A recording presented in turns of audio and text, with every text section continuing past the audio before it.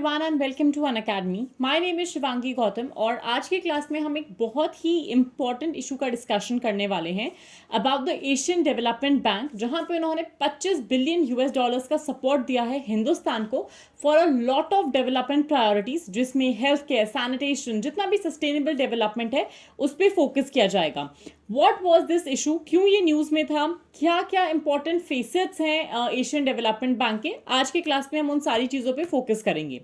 अगर हम सबसे पहला डिस्कशन की बात करें, जो एशियन डेवलपमेंट बैंक के प्रेसिडेंट हैं, he met the Indian Prime Minister recently, जहां पे उन्होंने 25 बिलियन डॉलर का सपोर्ट प्रॉमिस करा था हिंदुस्तान के डेवलपमेंट प्रायोरिटीज के लिए अगले 5 सालों में,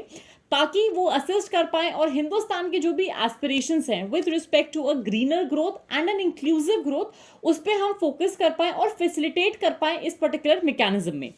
अब because of this particular news तो एक दो चीजें जो सामने आती हैं, पहला तो ये है कि कौन से सहयोग के क्षेत्र हैं या कौन से एरियाज ऑफ कोऑपरेशन है दोनों के बीच में, और एडीबी की हिस्ट्री क्या है, एडीबी के कौन से मेंबर कंट्रीज हैं, वो अपने आप में एक प्रोमिनेंट फैक्टर आता है। अगर हम एशियन डेवलपमेंट बैंक की बात करें और हिंदुस्तान को जो अभी तक का सपोर्ट दिया जाएगा, वो एक मल्टी फेसेटेड सपोर्ट होगा, जहां पे बहुआमी समर्थन होगा अलग अलग सेक्टर्स में। जैसे प्रधानमंत्री का जो गति शक्ति इनिशिएटिव है, उसके तहत अलग अलग पिलर्स बनाए जाएंगे हिंदुस्तान को कनेक्ट करने के लिए, इंफ्रास्ट्रक्चर पुश दिया जाएगा, फ्यूचर सिटीज को डेवलप किया जाएगा, स्मार्ट सिटीज को डेवलप किया जाएगा, डोमेस्टिक रिसोर्सेज को मोबिलाइज किया जाएगा। इसी के साथ साथ जो भी बेसिक सर्विसेज है उनको स्ट्रेंथन किया जाएगा इन द डिसएडवांटेज डिस्ट्रिक्ट्स, उन सारी डिस्ट्रिक्ट्स में जहां पे अभी तक बेसिक इंफ्रास्ट्रक्चर की भी कमी है। एशियन डेवलपमेंट बैंक की अगर हम बात करें, ये एक रेजोल्यूशन का नतीजा था जो कि पहली मिनिस्टेरियल कॉन्फ्रेंस जो हुई थी एशियन इकोनॉमिक कोऑपरेशन पे, उसके तहत इसका जन्म हुआ। यूनाइटेड नेशंस इकोनॉमिक कमीशन जो था for Asia and far east, जिसको हम एस्कैफ भी बोलते हैं, 1963 में उसके तहत इसकी फॉर्मेशन हुई। शुरुआत हुई इसकी 1966 में, जहां पे 31 मेंबर्स आए थे इसके एस्टैब्लिशमेंट के टाइम पे, and over a period of time इसमें 68 टोटल मेंबर्स आने लगे, जिसमें से 49 है with in Asia and the Pacific और 19 मेंबर्स है आउटसाइड। तो फ्रॉम द गिवन फिगर आप इस मैप से भी देख सकते हो, all the countries which are coloured in the shade blue, वो सारे के सारे 68 देश इसका एडीबी का पार्ट है। क्या मेजर काम है अगर हम इसकी बात करें, इकोनॉमिक ग्रोथ और cooperation in one of the poorest regions of the world, हम कैसे फोस्टर कर सकते हैं, हम कैसे आर्थिक विकास और सहयोग को बढ़ावा दे सकते हैं इन सारे एरियाज में। अब अगर हम ऑब्जेक्टिव्स या उद्देश्य की बात करें, ऑलरेडी जब इतने बैंक्स हैं in the making, already exist करते आ रहे हैं, तो एडीबी का यहाँ पे क्या रोल रह जाता है, ये एनविजन करता है एक प्रॉस्पेरस, इंक्लूसिव, रेसिलिएंट और सस्टेनेबल एशिया पैसिफिक को, जहां पे they want to eradicate extreme poverty in the region. इसी के साथ साथ लोन देना चाहता है, टेक्निकल असिस्टेंस और ग्रांट्स देना चाहते हैं इक्विटी इन्वेस्टमेंट में, ताकि सोशल और इकोनॉमिक डेवलपमेंट को हम किसी भी तरीके से प्रमोट कर पाएं। जो भी पॉलिसी डायलॉग्स हैं उस पर डिस्कशन करते हैं, एडवाइस करते हैं सर्विसेज पे, और इसी के साथ साथ मोबिलाइज करते हैं फाइनेंशियल रिसोर्सेज को। इस बार की अगर हम बात करें हिंदुस्तान और एडीबी के बीच के जो फोकस एरियाज हैं, कौन से एरियाज पे ध्यान दिया जा रहा है, किस तरीके से फोकस किया जा रहा है, एग्रीकल्चर है, फूड सिक्योरिटी है, क्लाइमेट चेंज और disaster risk management and disaster risk mitigation, digital technology, education, energy, environment, finance, fragility and vulnerability, along with that gender development,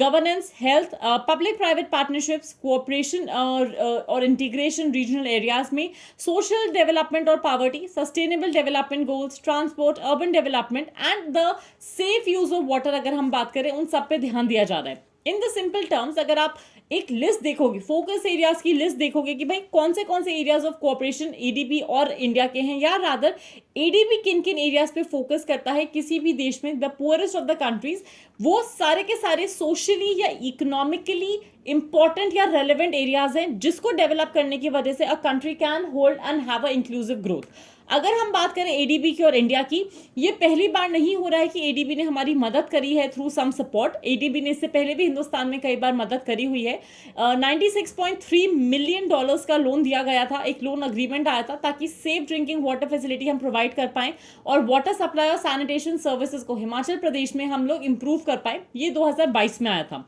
2021 में $500 मिलियन का लोन दिया गया था ताकि मेट्रो रेल को हम एक्सटेंड कर पाए बेंगलुरु में, जो भी मेट्रो रेल का नेटवर्क है उसके लिए, ताकि अर्बन जो आप बोलते हो अर्बन कोएगुलेशन है, या जो अर्बन हम कहते हैं ना खिचड़ी पकी हुई है अक्रॉस द एरियाज, वहां पे हम अर्बन ट्रांसपोर्ट को थोड़ा ईज कर पाए। एंड 4.5 मिलियन यूएसडी का एक प्रोजेक्ट रेडीनेस फाइनेंसिंग दी गई थी स्पेसिफिकली अर्बन मोबिलिटी को सपोर्ट करने के लिए मिजोरम में, जहां पे जो शहरी गतिशीलता है उसको समर्थन के लिए, ताकि हम किसी ना किसी तरीके से अर्बन इंफ्रास्ट्रक्चर को बिल्ड कर पाए और अर्बन एरियाज में जो मोबिलिटी है, रोड्स है, उनको प्रॉपर तरीके से बना पाए, so that the life of the people of Mizoram becomes easier.